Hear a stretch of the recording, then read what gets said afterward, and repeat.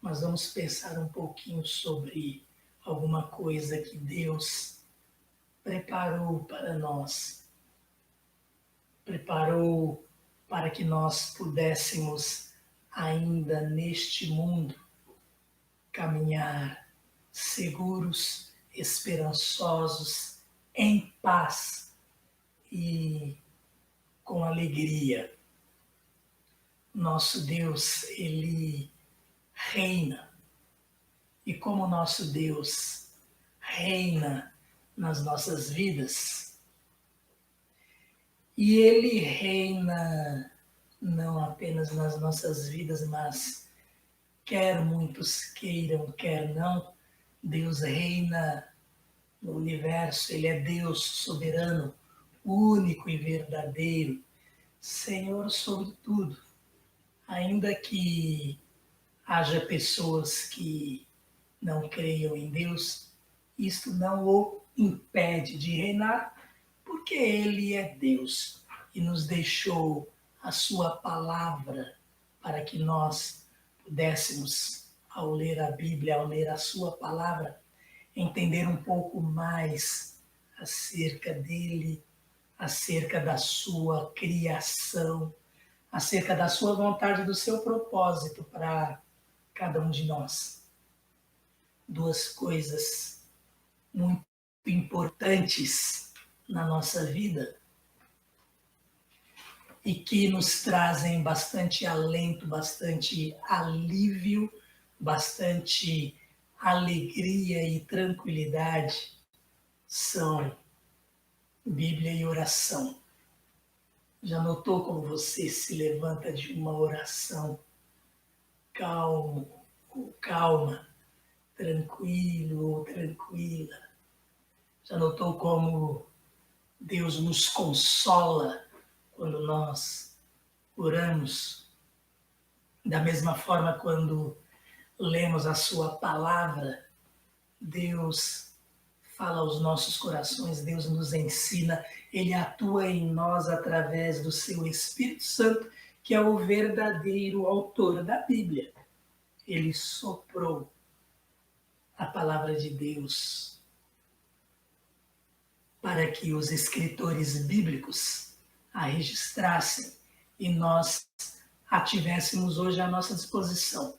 É providência de Deus e não podemos negligenciar esta tão grande, tão importante providência de Deus para nós, para nossa comunhão com Ele, para nosso crescimento, para nosso amadurecimento, para nosso consolo, para nossa força e poder em termos de enfrentar, principalmente, as dificuldades que vêm contra nós.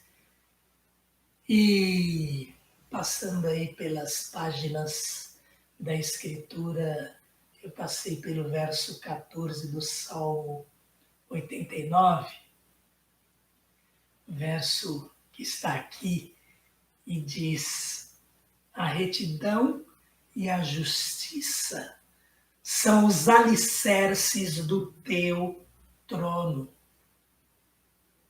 O amor e a fidelidade vão à tua frente. Observando este verso, a retidão e a justiça são os alicerces do teu trono. Trono, todos nós sabemos, é aquela grande cadeira, aquela grande poltrona, onde se assentam os reis para reinar. Eles não sentam no seu trono para dormir, para tirar um cochilo. Dali eles, os reis de antigamente, os monarcas, dali o que eles faziam? Eles ditavam ordens, dali eles julgavam, dali eles governavam, eles reinavam. Então este verso, quando diz: a retidão e a justiça são os alicerces do teu trono, do trono de Deus, é claro que o sentido aqui é que a retidão e a justiça são a base, o fundamento, os alicerces do reinado de Deus, do reino de Deus sobre as nossas vidas, sobre o universo, sobre todas as coisas, sobre os seres espirituais também. Retidão e justiça. Justiça perfeita, equidade. Esses são os fundamentos, os alicerces do governo de Deus sobre todas as coisas. Então podemos ficar tranquilos em relação àquele que governa o universo, aquele que governa o nosso mundo, aquele que governa as nossas vidas. Ele faz isto com retidão, de forma correta, sem qualquer erro, porque ele é perfeito em todos os seus atributos. E ele faz isto também de forma justa, imparcial. Mas o verso ele diz ainda que este governo de Deus, ele também é feito com base no amor e fidelidade do Senhor. O amor e a fidelidade vão à tua frente. Então o salmista adorador de Deus aqui, ele está adorando ao Senhor e reconhecendo isto. Retidão e justiça são os alicerces, o fundamento do trono de Deus. Amor e fidelidade vão à frente de Deus. Ele que é amor. Deus é amor. E o Deus de amor é o Deus que governa o mundo. E é por isso que Deus dá oportunidade. É por isso que ele avisa. É por isso que ele adverte antes de castigar, antes de punir, dando-nos oportunidade de arrependimento. Nesse seu governo, nessa sua liderança, nesse seu reinado, no controle de todas as coisas, Deus vigia para que a sua palavra se cumpra. Ele diz isso a Jeremias, lá no capítulo 1, verso 12, quando ele vocaciona para exercer aquele ministério que Deus já tinha separado para ele. Então eu passo as páginas das Escrituras, vejo um verso tão simples como este, simples em termos assim de tamanho, e começo a pensar duas coisas que precisamos fazer e é muito importante nas nossas vidas. Falar com Deus e ler a sua palavra. Orar é falar com Deus. E Ele nos responde principalmente através da sua palavra. Ele nos fala o que Ele nos preparou na sua palavra, que Ele preparou para nós. Deus fala na sua palavra sua intenção, seu propósito para conosco e para com toda a sua criação. Nós vivemos no mundo muitas vezes numa perspectiva muito pequena de vida. Nos agarramos ao tempo que é finito. Gosto muito de frisar isso. Aos nossos privilégios e valores que não são mais importantes do que as pessoas. Olha, na palavra de Deus nós temos advertência e ensino em relação a tudo isso. E muitas vezes no nosso dia a dia é assim que nós vivemos. Somos frágeis no corpo, nas emoções. Uns têm medo de ficar desamparados, sem recursos para sobreviver na velhice, então se agarram muito ao dinheiro, por exemplo. Outros têm medo de morrer sozinhos, num ambiente frio, de algum hospital. Muitas vezes somos cercados de nossas próprias inseguranças. No desespero, pessoas que agem dessa forma, ou que pensam desta forma, ou que sentem desta forma, não encontram a paz de Jesus, e sim o medo do desconhecido. E olha que de repente nós podemos estar falando aqui de pessoas que creem em Cristo, pessoas que entregaram suas vidas a Ele e de repente se pegam assim com medo do que de repente se considera desconhecido. Mas que desconhecido se entregamos nossa vida a Jesus? O ateu diria: que Jesus? Mas para aquele que crê, isso é inconcebível. Ficar com medo do desconhecido quando nós entregamos nossa vida a Jesus. Oração, leitura, meditação, estudo da palavra de Deus, importantíssimos para nos fazer pessoas equilibradas ou nos tornar pessoas sensatas, equilibradas. E nós vamos atravessando aí este mundo, este período de vida em que estamos neste mundo. Perdemos pessoas para a morte, isso nos abate e é normal. Apesar de nosso sofrimento, o fato é que um dia também nós passaremos pela porta do tempo para a eternidade.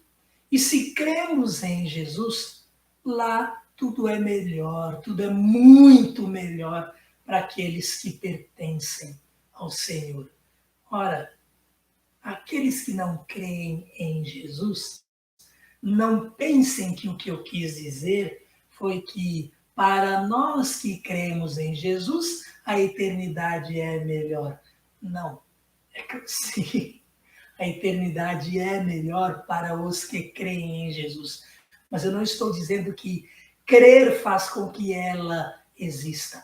Ela existe independentemente de nossa crença, porque Deus é eterno e Deus existe independentemente se você crê ou não nele, na sua existência.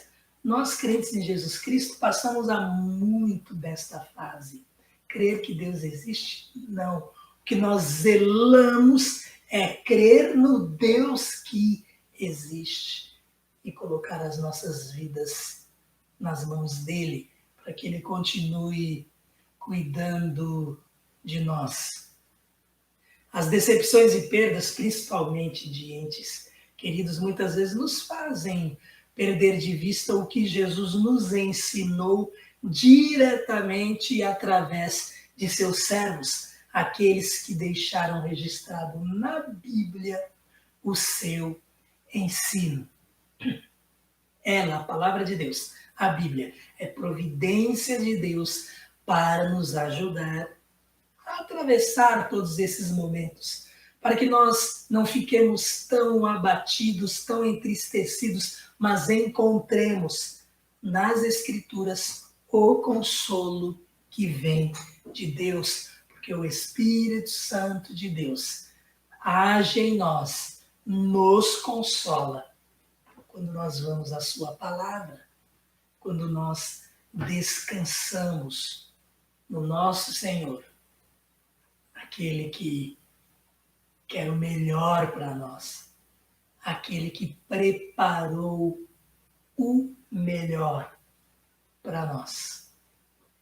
Para fins de consolo e conforto de nossa alma, nesses dias, aflições que vivemos e temos vivido, muita aflição, muita tristeza. E eu falando sobre isso, eu lembro do apóstolo Paulo, quando ele falava, tristeza sobre tristeza.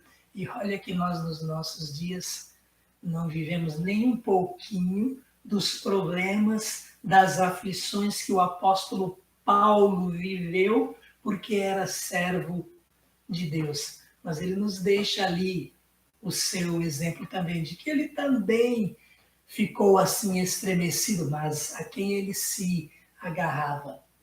O Senhor dos Senhores. Sua fé não vacilava, apesar de todas as dificuldades, todas as tristezas, todas as ameaças de morte, inclusive.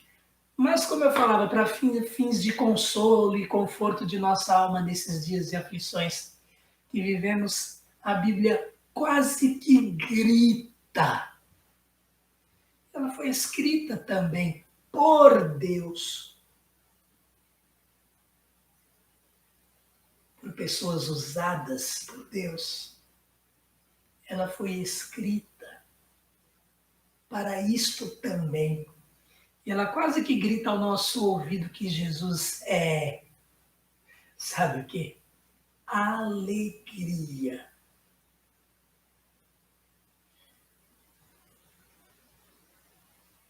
A Bíblia quase grita nos informando, e é o próprio Jesus que diz isto também, que ele é alegria. Quando abrimos e lemos trechos, como a oração de Jesus ao Pai, oração que está lá em João, capítulo 17, e o verso que eu destaco aqui é o verso onde Jesus fala dessa alegria. Ele está conversando com o Pai, oração muito conhecida de nós crentes em Jesus Cristo, porque inclusive naquela oração é o momento em que ele pede por nós, ele roga por nós, os que haveríamos de crer no seu nome. Jesus conversa com o Pai. Nós aprendemos muito quando lemos João 17. Jesus conversando com o Pai, Jesus orando ao Pai. E ele ora em favor dos seus discípulos que estavam ali com ele, ora em nosso favor, como nós já falamos, ele ora em favor da sua igreja.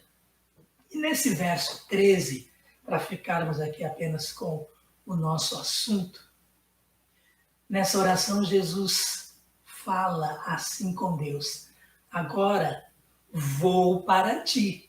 Ele estava prestes a ser crucificado. Iria morrer, iria ressuscitar ao terceiro dia, iria ascender, iria subir aos céus para estar com o Pai, compartilhando da glória que tinha desde a eternidade. Ele fala isso nessa oração, lá no início. Mas ele diz então nesse verso 13, agora vou para ti, digo estas coisas enquanto estou no mundo, para que eles tenham a plenitude da minha alegria. Jesus estava prestes a ser rejeitado, assim, de forma bem prática e efetiva. Ele já vinha sendo rejeitado aí ao longo de 3 anos, mas estava prestes a ser rejeitado de forma definitiva. Estava prestes a ser maltratado, humilhado, chicoteado, espancado cruelmente e crucificado.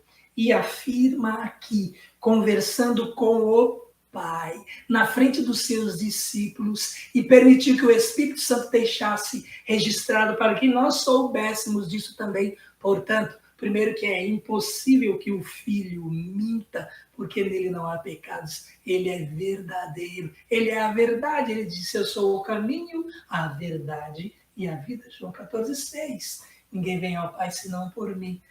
Jesus, ele fala ao Pai, na presença dos seus discípulos, deixa registrado para que nós também saibamos isto, que ele é alegria.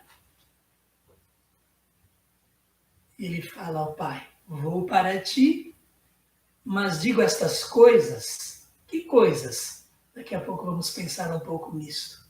enquanto estou no mundo, para que eles, os discípulos, a igreja de Cristo, você e eu, para que eles tenham a plenitude da minha alegria, o que Jesus queria que você e eu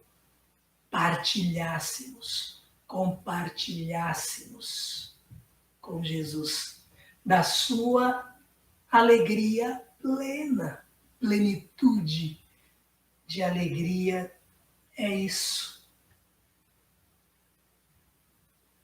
Esses momentos tristes, difíceis que nós passamos, nós vamos à palavra de Deus e somos consolados com uma palavra de Jesus como esta, horas antes de um terrível sofrimento. Sofrimento a que ele próprio se entregaria por amor a nós. O que Deus preparou? Seu próprio Filho, por amor a nós.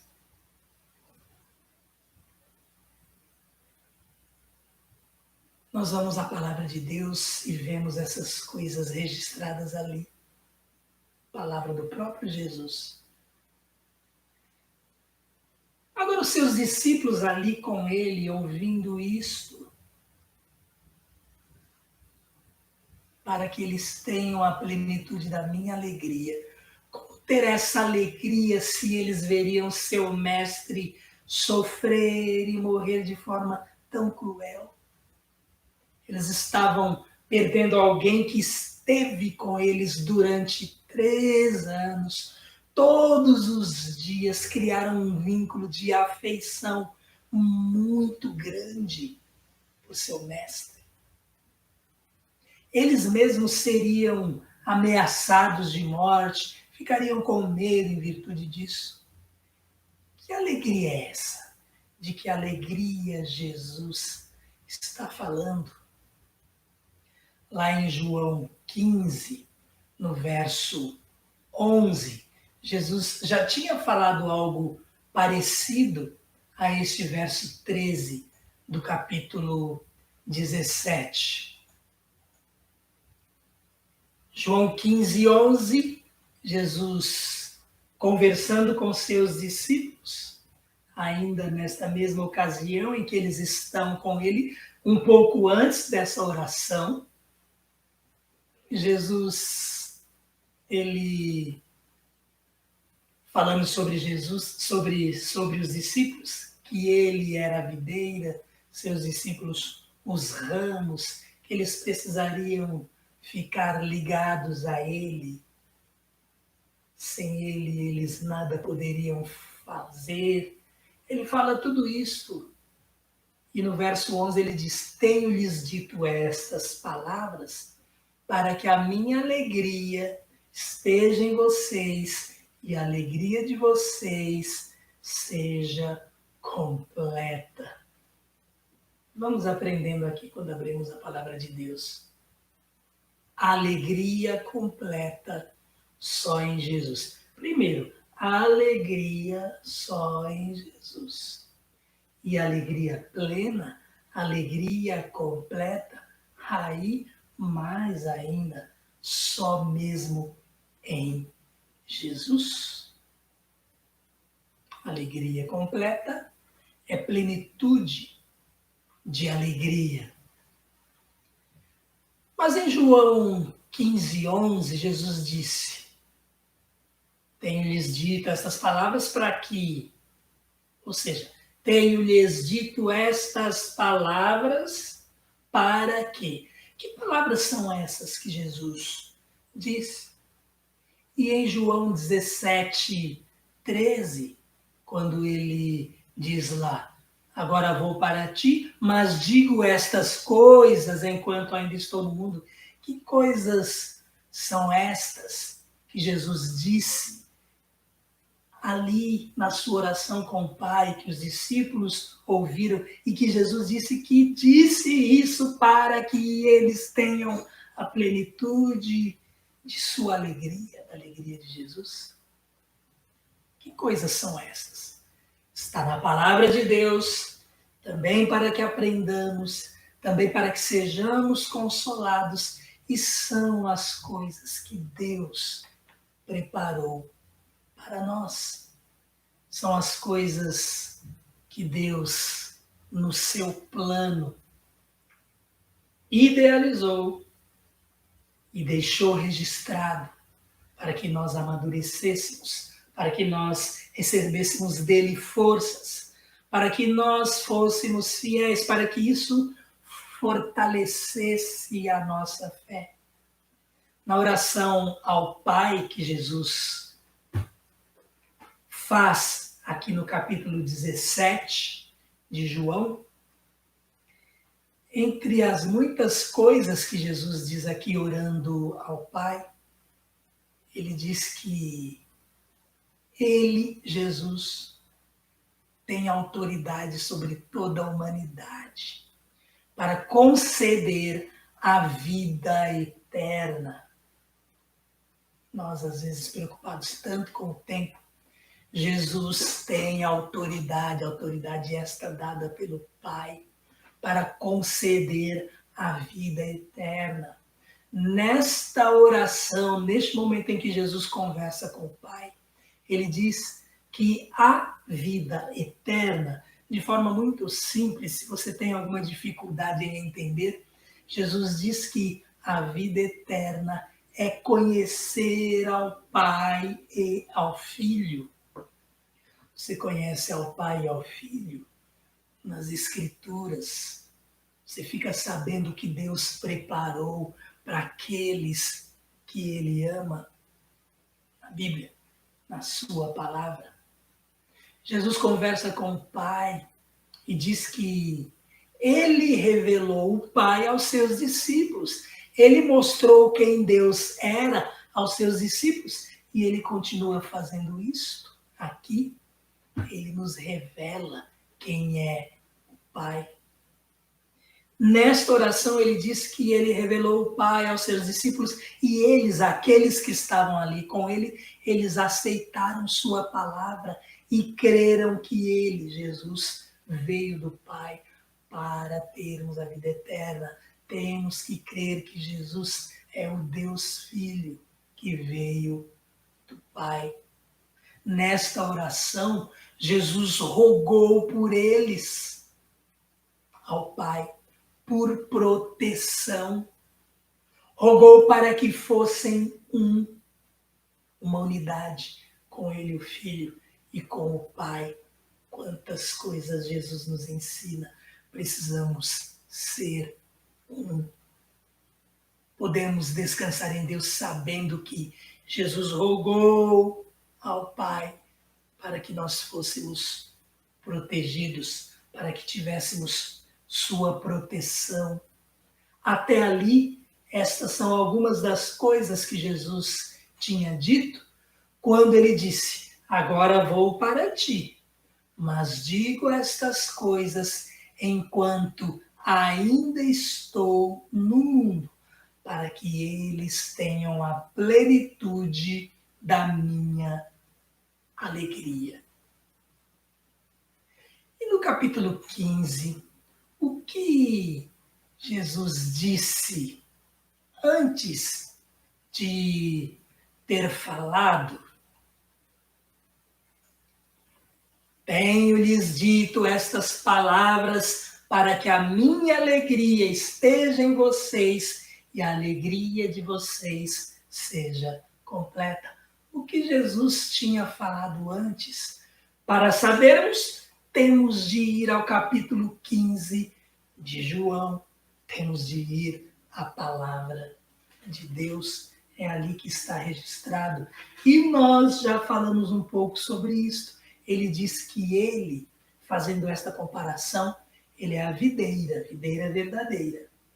O Pai é o agricultor. Nós somos os ramos. Os ramos, ele diz, que estão... Todo ramo que estando em mim não dá fruto, ele corta, e todo que dá fruto, ele poda. Então, o que Jesus faz? ele trata de cada ramo que está nele. E cortar aqui não significa eliminar, e sim tratar para que dê fruto. São essas coisas que Jesus fala antes. Ele diz: eu sou a videira, vocês são os ramos. Se alguém permanecer em mim e eu nele, esse dará muito fruto. Isso está lá no verso 8. Pois sem mim vocês não podem fazer coisa alguma. São essas as coisas que Jesus fala aos seus discípulos.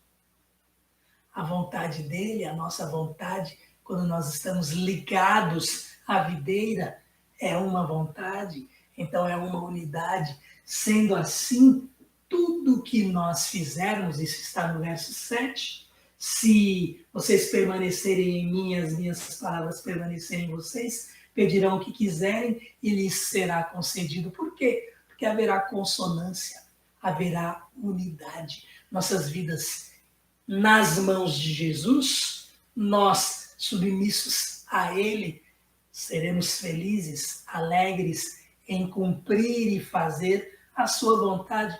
O que vamos pedir a Deus, então, nas nossas orações? Aquilo que é também a vontade de Jesus. Essas são as coisas que Jesus falou antes. Ele falou que o Pai, olha, verso 9, como o Pai me amou, assim eu os amei.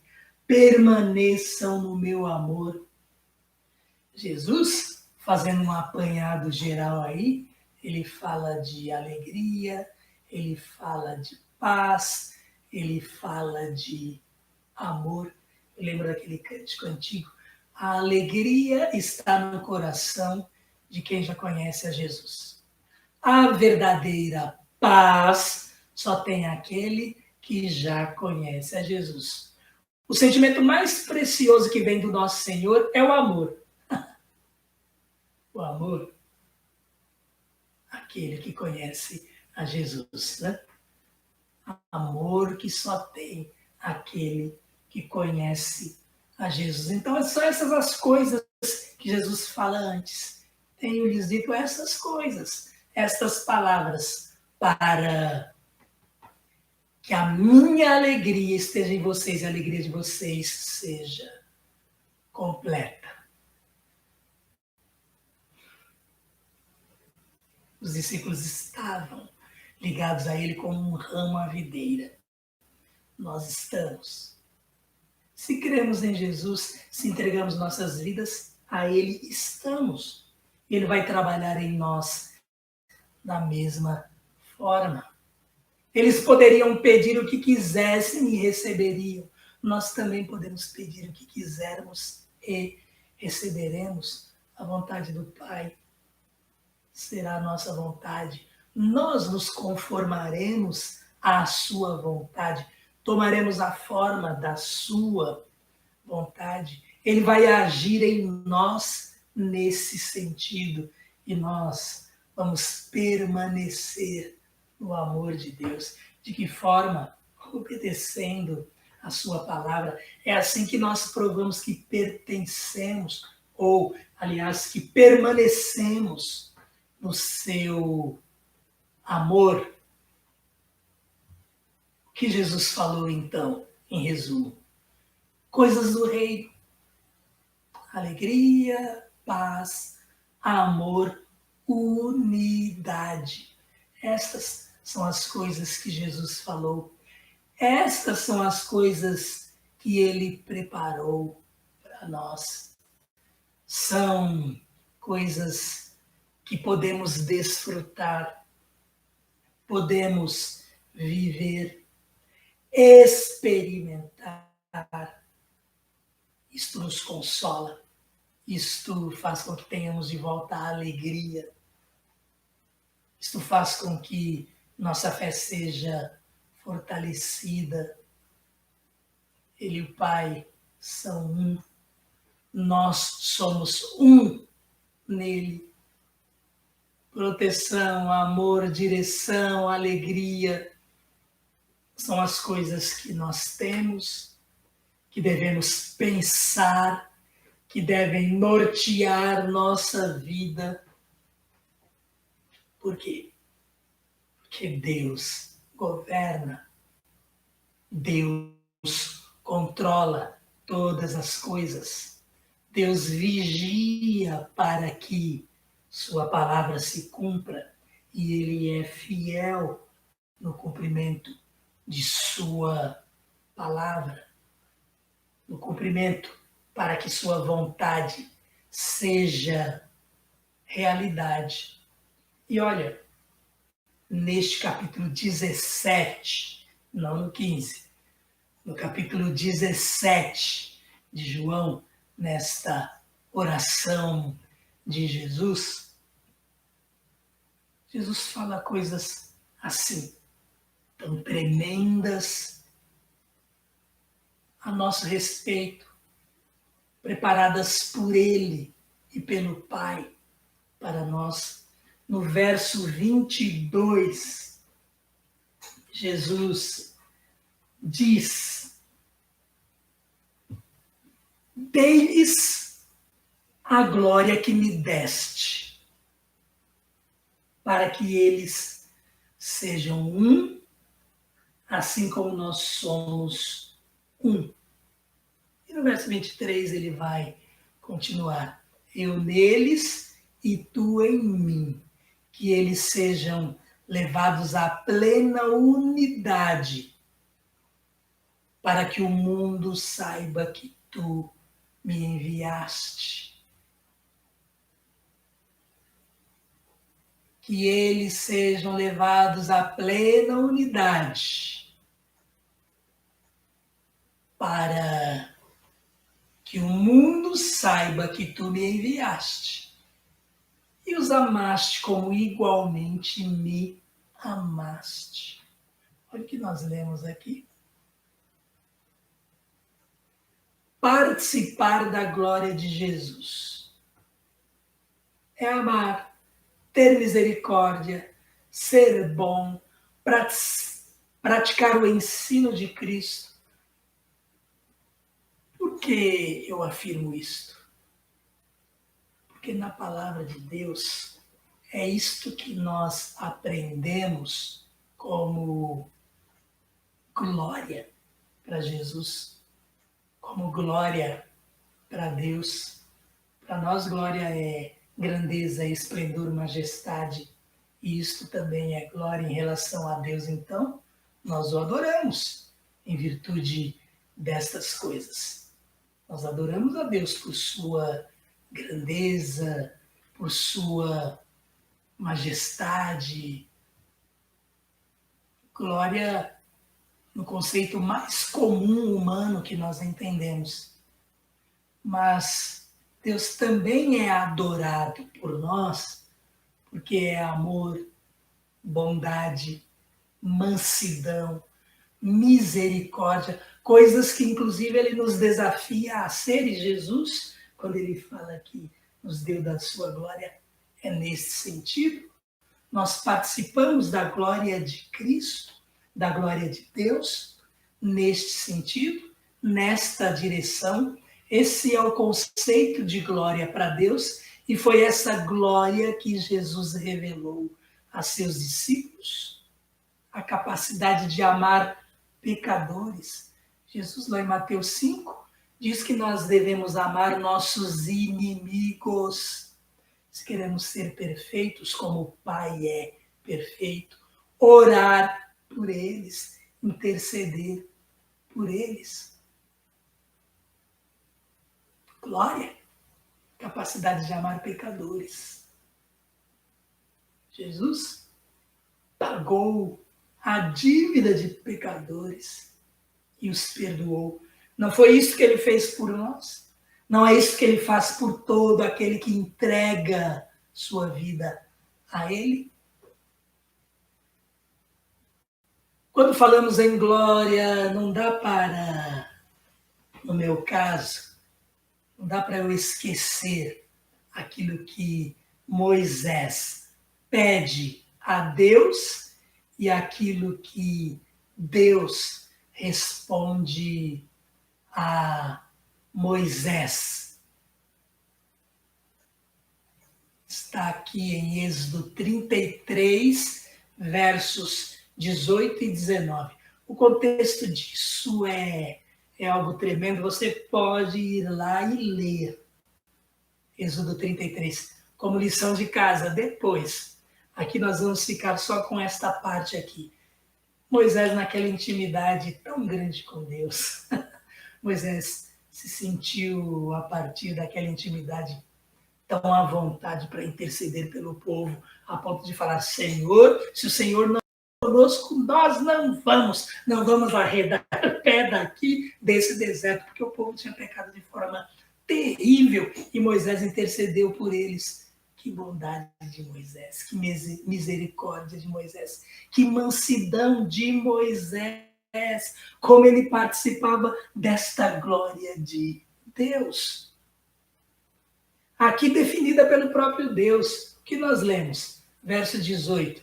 Não leia antes de mim, não, vamos ler juntos. Agora, então disse Moisés, peço-te que me mostres a tua glória. Olha Moisés querendo ver a glória de Deus. O que será que Moisés imaginava como a glória de Deus?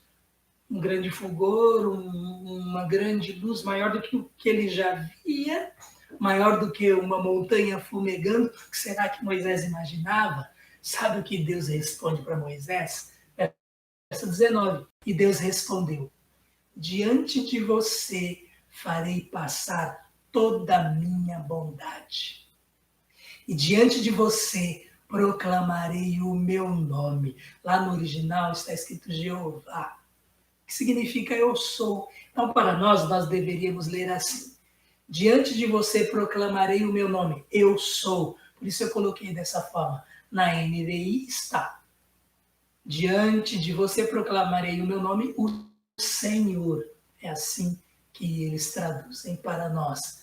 Mas lá no original está. Diante de você proclamarei o meu nome, eu sou. O nome com o qual Deus se apresentou a Moisés lá no início de Êxodo. Lembram-se? Quando Moisés estava diante da sarça ardente. E como é que Deus explica isto? Moisés pede para que Deus mostre sua glória. E Deus fala, farei passar diante de você toda a minha bondade. E frisa, terei misericórdia de quem eu quiser ter misericórdia. Terei compaixão de quem eu quiser ter compaixão. Glória para Deus é bondade, é misericórdia, é compaixão. E de quem Deus iria querer ter compaixão? Daquele que se arrependesse. Porque assim Deus o perdoaria, preservaria sua vida. Olha o perfil de glória que Deus mostra a Moisés. O que Deus preparou para você e para mim. Sua glória.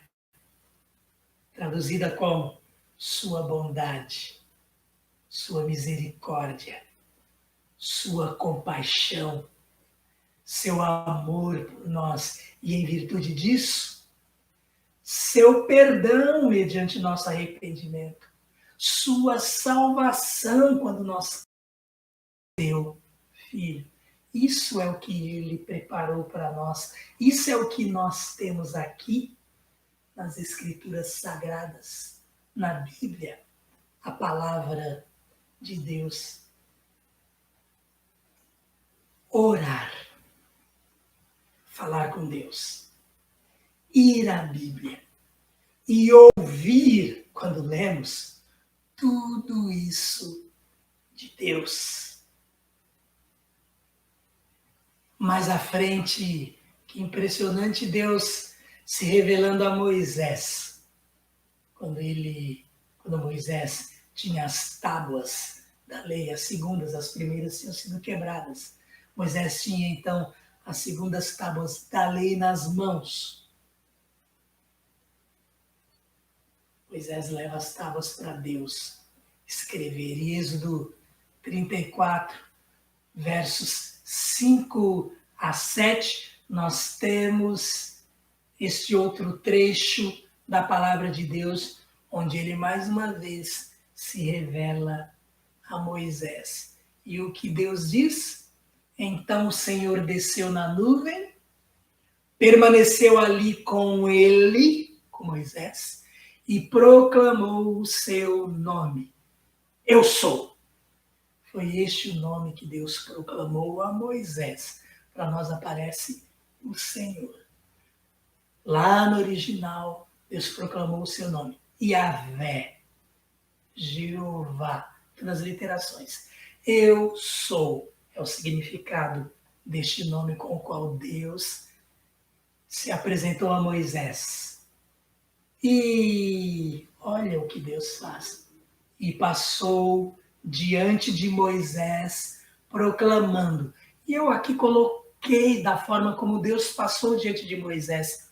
Eu não coloquei lá, eu sou o Senhor, ou o Senhor, o Senhor. Eu coloquei já assim, para vocês entenderem diretamente. Deus passou diante de Moisés, proclamando: eu sou, Deus compassivo e misericordioso, paciente, cheio de amor e de fidelidade. Fidelidade para cumprir tudo que Deus prometeu aos seus servos. Então ele diz: eu sou, Deus compassivo e misericordioso, paciente, cheio de amor e de fidelidade, que mantém o seu amor a milhares e perdoa a maldade, a rebelião e o pecado. É isso que Deus fala a Moisés, mas ele, na sua justiça, como nós lemos lá no Salmo, inicialmente, quando começamos esta palavra, Deus é retidão, Deus é justiça.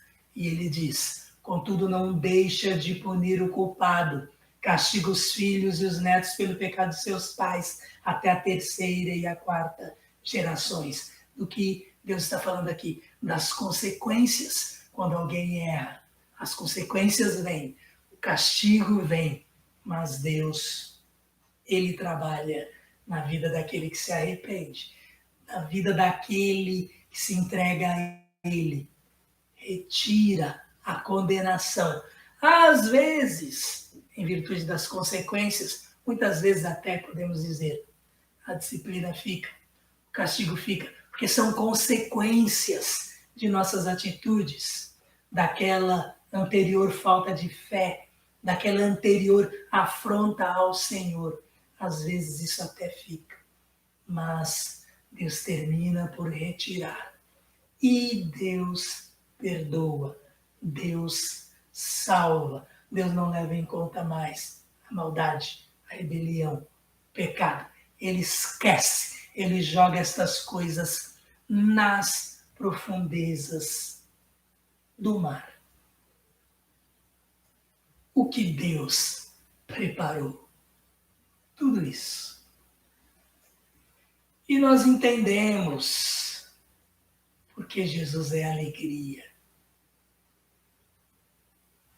E porque Jesus se alegra quando ele próprio, apesar de todo sofrimento, tristeza, apesar de toda rejeição sofrida da parte de muitos, porque Jesus ainda é alegria e quer que nós experimentemos dessa sua alegria plena, dessa plenitude de sua alegria. Nós entendemos, quando examinamos a palavra de Deus, as páginas das Escrituras, e entendemos o que Deus preparou para nós. E somos consolados.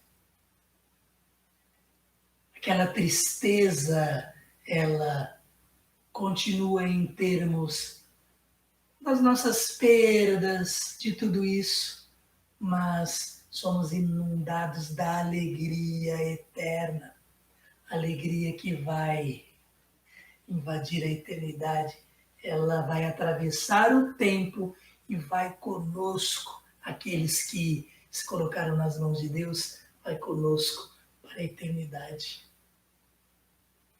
Tudo isso nos faz pensar em Efésios 5:15 a 17, quando Paulo diz: tenham cuidado com a maneira como vocês vivem, que não seja como insensatos, mas como sábios. O que o sábio faz?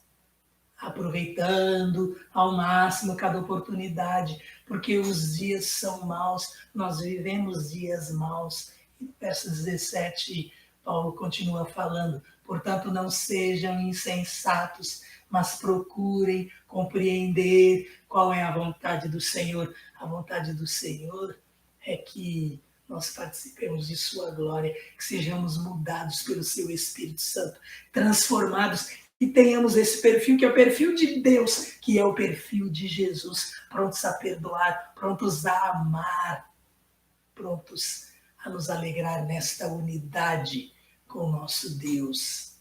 Trigo. Deus reservou para nós alegria completa.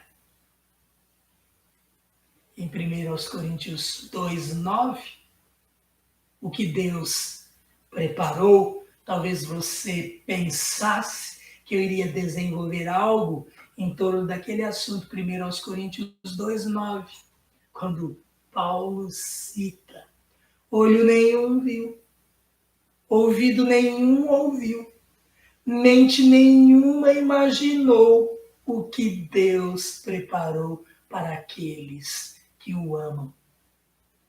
Mas a nós ele revelou. Paulo vai falar na continuação desta citação de 1 Coríntios 2:9. A nós Deus revelou na sua palavra.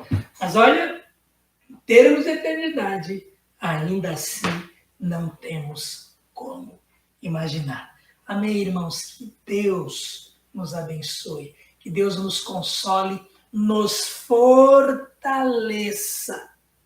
em nossa fé, em nossa disposição de servi-lo, de seguir avante, de ter palavras, de sermos consolados e de termos palavras de consolo também para aqueles que têm passado por tanta tristeza, tanta dificuldade, mas o nosso Deus é o mesmo, continua sendo Deus, Deus de amor, Deus de mansidão, Deus de misericórdia, Deus de compaixão e Deus de alegria. E a sua alegria é a nossa força. Amém.